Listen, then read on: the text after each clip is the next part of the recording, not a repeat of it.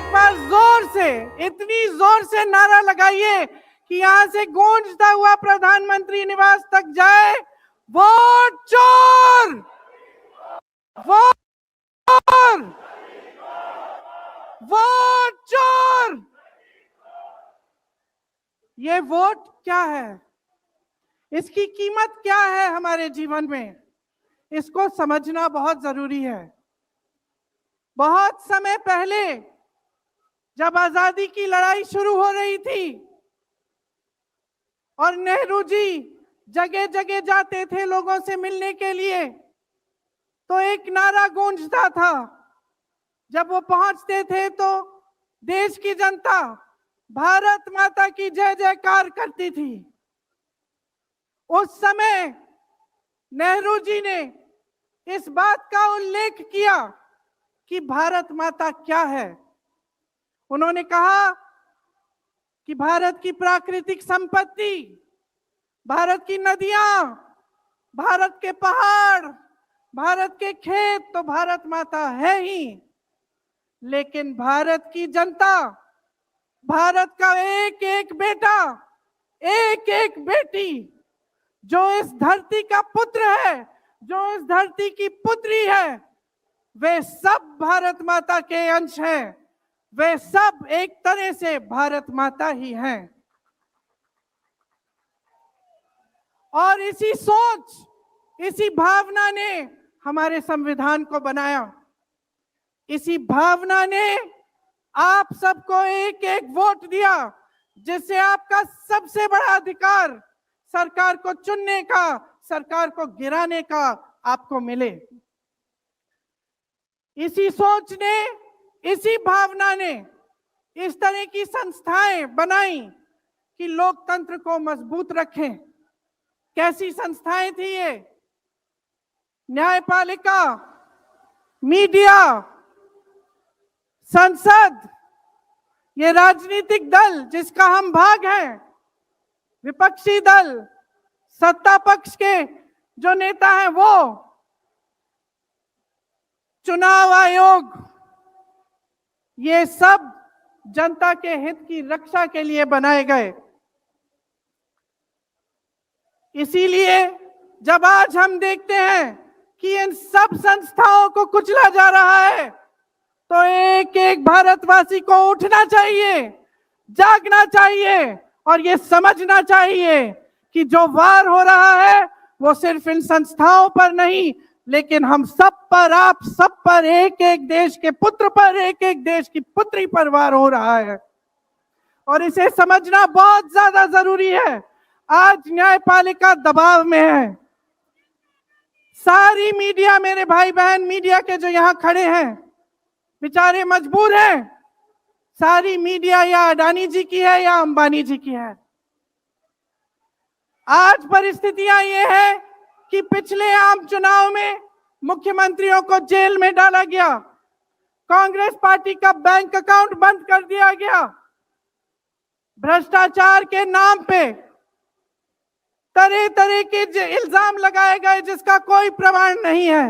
ED भेजी, income tax भेजा, CBI भेजी, और जैसे जैसे जिनका दिल कमजोर था, जो सह नहीं पाए, वो इसकी उनकी पार्टी में शामिल हो गए, वैसे वैसे इनकी वॉशिंग मशीन उनको धोकर उनको पाक बनाती रही। आज संसद को देखिए, संसद को देखिए, मुश्किल से एक सत्र में एक दो बहस होती है।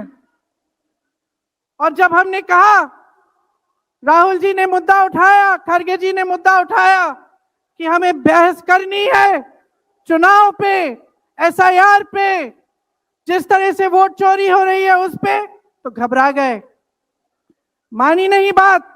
अंत में जाकर कैसे माने कि हम वंदे मातरम पर भी चर्चा करेंगे। तो हम संसद में ये बहस करते रहे कि राष्ट्रगीत किसका है, राष्ट्रगीत कैसे बना, राष्ट्रगीत क्यों बना, और जो बड़ी बड़ी समस्याएं हैं जिससे आप जूझ रहे हो, बेरोजगारी, महंगाई, पेपर लीक, उसके बारे में चर्चा करने की हिम्मत नहीं है। हिम्मत क्यों नहीं है? क्योंकि अगर इनको एक असली चुनाव लड़ना पड़े, मैं चुनौती देती हूं, एक सही चुनाव लड़ लें, बैलेट पे लड़ लें, तो ये खुद जानते हैं कि कभी नहीं जीत पाएंगे। आज आपको मायूस होने की जरूरत नहीं है कि बिहार का चुनाव हार गए, क्योंकि पूरा देश देख रहा है कि ये चोरी से जीतते हैं। राहुल जी ने प्रेस कॉन्फ्रेंस की, पहले हरियाणा की बात बताई, महाराष्ट्र की बात बताई, कर्नाटक की बात बताई, बिहार में एसआईआर करके 65 लाख वोट काट दिए गए। और अगर ये सारे प्रमाण आप अलग कर दें तो एक साफ और साधारण बात सामने आती है। आचार संहिता के समय 10-10 हजार रुपए आप पहुंचा रहे हो, कोई आपको रोक नहीं रहा है। चुनाव आयोग आंख बंद कर रहा है, आंख मूंद रहा है। तो अगर ये चुनाव चोरी नहीं है तो क्या है? इनके पास जवाब ही नहीं है। ये जानते हैं कि आज के दिन जनता इनसे नाराज है। देखिए, हिले हुए लगते हैं। संसद में मैं देखती हूं, आत्मविश्वास घट गया है। आंखों में आंख मिलाकर नहीं देख पाते, सामने से गुजरते हैं तो यूं आंख झुका देते हैं। आत्मविश्वास कम हो गया है, घट गया है। अपने आप में विश्वास घट गया है, क्योंकि जनता का विश्वास भाजपा से, इनकी सरकार से, प्रधानमंत्री मोदी जी से, अमित शाह जी से सबसे हट चुका है।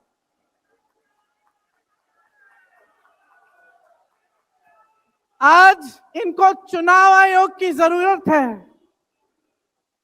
चुनाव आयोग के बिना ये चुनाव नहीं जीत सकते।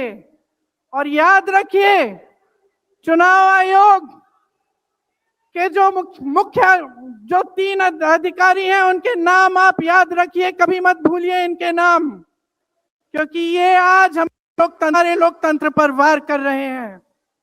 इतिहास में कभी ऐसा नहीं हुआ कि पूरा विपक्ष कह रहा है कि हमें विश्वास नहीं है चुनाव आयोग में, इन चुनाव में हमारा विश्वास नहीं है, ये चुनाव ठीक ढंग से नहीं किए जा रहे हैं। चुनाव की घोषणा से लेकर वोटर लिस्ट, आचार संहिता, प्रचार, मतदान, मतगणना, ईवीएम और नतीजे से तक हर कदम को, हर चीज को संदिग्ध बना दिया है इन्होंने। इनके साथ साथ सारी संस्थाएं इनके सामने झुक गई हैं, सरकार के सामने झुक गई हैं, इनको झुकाया गया है। राहुल गांधी जी ने बिहार चुनाव में लंबी यात्रा की एसआईआर के खिलाफ। क्यों की? क्योंकि एसआईआर में ये वोट काटकर चुनाव का नतीजा अपने पक्ष में करना चाह रहे थे। अब यूपी में शुरू हो गया है, 3 करोड़ नाम काटे गए हैं यूपी में। कितना योग्य है ये चुनाव आयोग भाजपा के लिए? ज्ञानेश कुमार, सुखबीर सिंह सांधू और विवेक जोशी, मेरे साथ बोलिए, ज्ञानेश कुमार, सुखबीर सिंह सांधू, विवेक जोशी। ये देश इन 3 नामों को नहीं भूलेगा। ये चाहे कितने भी बड़े बड़े, ये कितने भी इंतजाम कर लें इन लोगों को बचाने के लिए, एक दिन इन्हें इस देश को जवाब देना पड़ेगा कि किस तरह से इन्होंने हमारे वोटों का अधिकार हमसे छीनने की कोशिश की, किस तरह से इन्होंने साजिश रची। हर मोर्चे पर ये सरकार विफल है, हर मोर्चे पर। आज डॉलर 90 रुपए का हो गया है। जब 60 रुपए का हुआ था तो कौन रो रहा था सड़कों पे? कौन रो रहा था सड़कों पे? नरेंद्र मोदी जी बार बार कहे जा रहे थे। आज क्यों नहीं बोल रहे हैं डॉलर पे? निर्यात लगातार घट रहा है, आयात महंगा हो रहा है, विदेश नीति फेल हो गई है इनकी। हाथ पकड़ के चलते हैं ट्रंप जी के साथ, बड़े बड़े राष्ट्रपतियों के साथ, लेकिन जब समय आता है तो देश के साथ कोई खड़ा नहीं होता।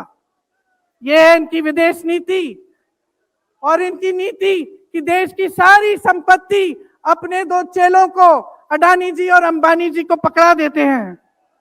यहां देश का नौजवान महंगाई से जूझ रहा है, बेरोजगारी से जूझ रहा है, पेपर देता है, लीक हो जाता है, कोई उसकी सहायता नहीं है, नशे की तरफ जा रहा है, बैटिंग ऐप में पूरे दिन बिताता है।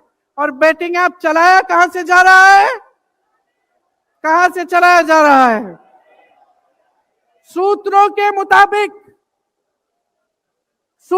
मुताबिक प्रधानमंत्री के ऑफिस में ही एक शख्स ने बैटिंग ऐप के साथ में घोटाले किए हैं। इसकी चर्चा होती है क्या सदन में? क्यों नहीं होती? आपकी बेरोजगारी की चर्चा होती है, महंगाई की चर्चा होती है, मेरी बहनें यहां खड़ी हैं, आपकी सुरक्षा की चर्चा होती है? ना सदन में होगी, ना बड़ी बड़ी रैलियों में करेंगे ये लोग, ना आपके पास आकर आपसे बात करेंगे, आपके हालचाल पूछेंगे, आपसे पूछेंगे कि किस संघर्ष से आप गुजर रहे हो, कैसे जी रहे हो, क्योंकि हिम्मत नहीं रही इनकी, हिम्मत नहीं रही। जो था, जो बना था, जो 75 सालों से सबने संघर्ष करके बनाया था, वो सब तमाम बिगाड़ रखा है। तो मैं यहां लंबी बात नहीं करना चाहती, आपसे सिर्फ ये कहना चाहती हूं कि आपका ध्यान भटकाने के लिए रोज रोज ये कोई नया मुद्दा निकालते हैं। आप खुद देख रहे हैं, आप अपना ध्यान केंद्रित करिए। ये वोट का अधिकार आपका सबसे बड़ा अधिकार है। इन्होंने सब कुछ खत्म कर दिया है, लेकिन सच्चाई आप देख रहे हैं, सच्चाई आप आज समझने लगे हैं, और वो सच्चाई आपकी सच्चाई है, आप जीते हैं उसे। ये आपका अधिकार है जो आस्ते आस्ते आपसे लिया जा रहा है। हमारी एक लंबी लड़ाई है, भारत माता की आत्मा की रक्षा की लड़ाई है। राहुल जी 8000 किलोमीटर की यात्रा करके आए हैं, देश भर में पहले पैदल चले, फिर यात्रा की इन्होंने किस लिए? न्याय के लिए, देश की एकता के लिए।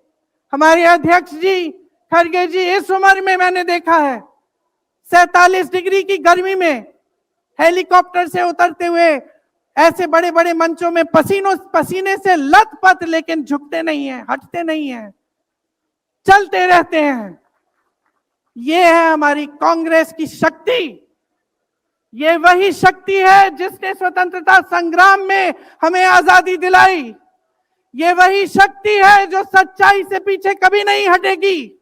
ये वही शक्ति है जो आप सबको यहां लाई है, आज आपको ये संघर्ष की शक्ति दी है कि इस माहौल में इस समय आप खड़े रहे अपनी पार्टी के साथ। ये देश की महान जनता है और हम अपना दायित्व समझते हैं, अपना धर्म समझते हैं कि हम आपके वोट की रक्षा करें, संविधान की रक्षा करें और आपके अधिकारों को मजबूत करें। इसलिए आज हम यहाँ आपके सामने आए हैं ये कहने के लिए कि हम लड़ते रहेंगे, हम कभी नहीं झुकेंगे, हम कभी नहीं रुकेंगे। धन्यवाद। जय Hind. Copyright disclaimer under Section 107 of the Copyright Act 1976. Allowance is made for fair use for purposes such as criticism, comment, news reporting, scholarship, and research. Fair use is a use permitted by copyright statute that might otherwise be infringing.